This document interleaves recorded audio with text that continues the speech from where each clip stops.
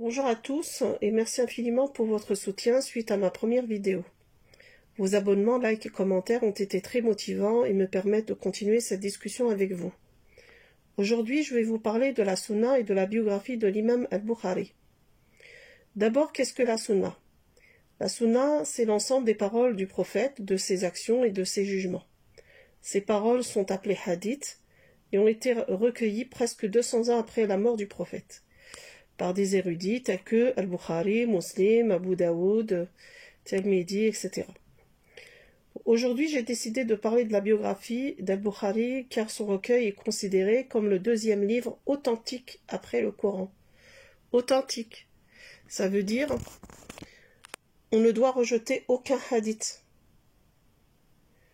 Voilà, donc je vais vous lire sa biographie tirée du site aboumuslim.fr.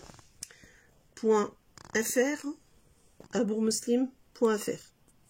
D'ailleurs, il y a un film qui lui est dédié qui dure 1h30 à peu près et qui est donc traduit en français, enfin sous-titré. Voilà. Donc, son nom est Abu Abdillah Muhammad ibn Ismail al-Bukhari, d'origine persane. Il est né le vendredi 13 du mois de Shawwal en l'an 194 de l'Hégire. Ça correspond à l'an 810 de l'ère chrétienne. Dans la ville de Bukhara, en Asie centrale. Ismaïl, le père d'Al-Bukhari, était aussi un connaisseur de hadith. Al-Bukhari a été élevé par sa mère. Dès son enfance, il a été orphelin de père et il perdit sa vue, puis la retrouva. Je fais une petite parenthèse. Donc, je vous invite à voir dans le film comment il a perdu sa vue et comment il l'a retrouvée.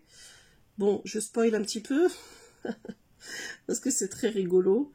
En fait, ses copains lui disaient qu'il y avait des fantômes dans la nuit, donc ils lui ont fait peur. Donc, puis il leur a demandé comment se débarrasser alors de ces fantômes. Donc, ils lui ont dit, il faut mettre de la terre dans les yeux. Et comme ça, tu les verras pas. Donc, pendant une nuit, il a fait des cauchemars, il s'est réveillé au milieu de la nuit, il a mis de la terre dans ses yeux, et puis s'est rendormi tranquille. Et puis le matin, il s'est réveillé aveugle. Voilà. Donc, et après, bon, ben, pendant plusieurs jours, sa maman priait Allah. Et un jour, ben, il a retrouvé sa vue. Bon, moi, j'ai toujours prié pour avoir plein de choses, mais je n'ai rien eu. Hein? Bon, à 16 ans, il a accompli le pèlerinage avec sa mère et son frère, mais ensuite, il ne regagna pas sa patrie. Il séjourna à la Mecque pour acquérir la science. À cette époque, il connaissait déjà les ouvrages de Ibn al-Mubarak et de Waqi par cœur.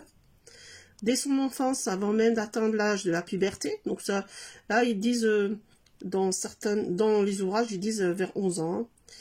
À 11 ans, il avait un super pouvoir. Il témoigna d'une capacité remarquable de mémorisation. Voilà, donc à 11 ans, il corrigeait déjà son professeur. Il jouissait d'une mémoire remarquable de telle sorte qu'il pouvait se rappeler de ce qu'il voulait à tout moment.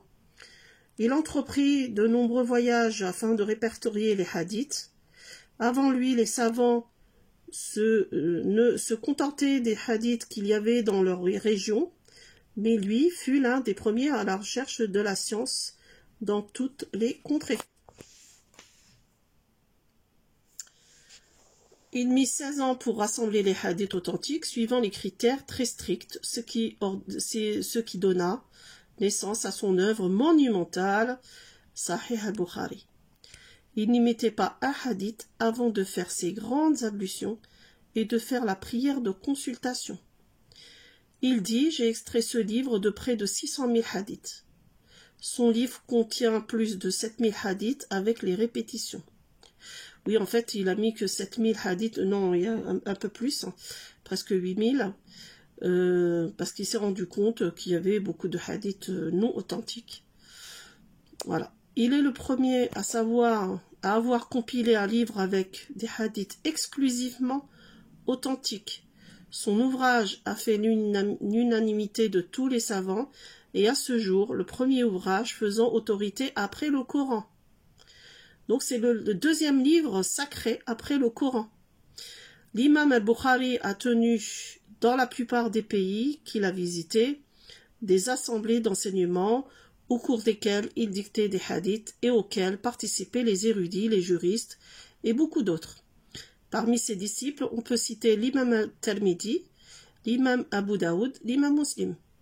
Enfin, l'imam al-Bukhari n'était pas à l'abri, bien sûr, des épreuves auxquelles sont toujours exposés les pieux. Il a été calomnié, persécuté, expulsé, mesquin. Ce film émouvant retrace les grandes étapes de sa vie. Voilà. Bon là, c'est un petit peu exagéré quand même. Hein. Masha'Allah, il est né un vendredi. Bon là, c'est pas mentionné, mais il est décédé le dernier jour de Ramadan. Il est l'un des premiers à chercher la science dans toutes les contrées. Il avait une capacité remarquable de mémorisation avant la puberté. Il jouissait d'une mémoire remarquable de telle sorte qu'il pouvait se rappeler de tout ce qu'il voulait à tout moment. Je ne sais pas ce que vous vous rendez compte. Il a mis 16 ans pour assembler les 600 000 hadiths. Ça fait quand même un peu trop. En plus, il faisait ses ablutions et la prière de consultation. Hein, ça veut dire salat al-istikhara. Avant d'écrire chaque hadith. Donc je vous invite à diviser par exemple les 600 000 hadiths là, par 16 ans, puis diviser le résultat par 12 mois, puis par jour. Et ça fait à peu près 104 hadiths par jour. Et admettons qu'il veille 12 heures par jour, donc ça fait à peu près 9 hadiths par heure. Voilà. C'est impossible. Impossible. Bien sûr, ils vont vous dire, mais non, c'est normal, c'est Dieu qui l'a choisi pour nous. Miskin, il a souffert. C'est pour nous apporter les hadiths. Sans lui, on n'aurait pas su comment prier, etc. Ben justement, c'est là où il faut se réveiller. Parce que déjà, le prophète a dit, enfin, dans les livres, ils disent que les anciennes religions étaient falsifiées, qu'à chaque fois, Dieu envoyait des prophètes hein, qui étaient tués, etc. Puis tous les livres ont été falsifiés, etc. Hein. Pourquoi il envoie quelqu'un 200 ans après la mort du prophète? Ça veut dire 2 générations qui sont mortes. Donc, à la 3e génération, donc la 3e génération se rappelle de tout ce que leurs parents, leurs arrière-grands-parents et tout ont raconté sur le prophète. Et donc c'est ça, hein, c'est ces gens-là que Al-Bukhari a rencontrés. Et donc c'est eux qui racontent la vie du prophète. Pourquoi ce n'est pas le prophète qui marque sa vie, hein, étant donné que tout a été soi-disant falsifié avant? Bon, je ne défends pas les autres religions parce qu'ils ont utilisé le même protocole que pour l'islam. Pareil. Allez faire vos recherches, vous allez voir. Voilà, donc en plus, voilà, il a voyagé pendant 16 ans. Il a mangé, alors pendant 3 jours, il a manqué d'argent. Mesquin. Pour nous, il a mangé de l'herbe sèche. Non, de l'herbe sauvage. Puis il y en a qui disent pendant 40 ans, il a mangé de la paille sèche. Parce que pendant son voyage, sachant qu'il a voyagé en plus sur n'importe quoi, hein, sur un âne, sur un cheval, à pied, etc. Donc là, c'est pas possible. Hein, donc, et comment il aurait pu déjà en plus transporter des dizaines de livres hein, qu'il a écrits avec ses mains? Et comment que ça se fait qu'on n'a aucun manuscrit original de lui? Allez faire vos recherches, vous allez voir, il n'y a pas un original. Ni soi-disant qu'il avait aussi 90 000 disciples. Il n'y a aucun original de ses disciples. Au moins un disciple, rien du tout.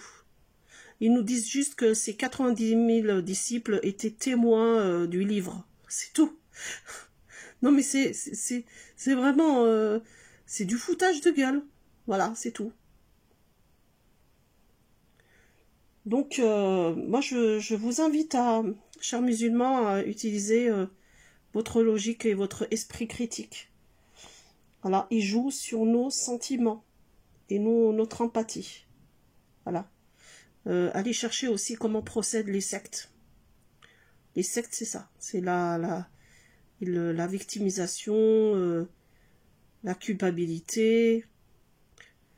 Voilà. Il joue sur les sentiments des gens. Enfin bref. Voilà. Donc je vous invite à faire vos recherches. Et puis donc je vous dis je vous remercie donc d'avoir regardé toute ma vidéo, en fait d'avoir regardé ma vidéo jusqu'au bout. Donc c'est grâce à vous que la chaîne peut grandir et évoluer. N'oubliez pas de vous abonner, de liker, de partager avec vos amis, votre famille ou toute personne intéressée. Et aussi de mettre vos commentaires. Dans la prochaine vidéo, j'aborderai quelques hadiths étranges sur l'intimité du prophète Mohammed. Donc en attendant, prenez soin de vous et à très bientôt.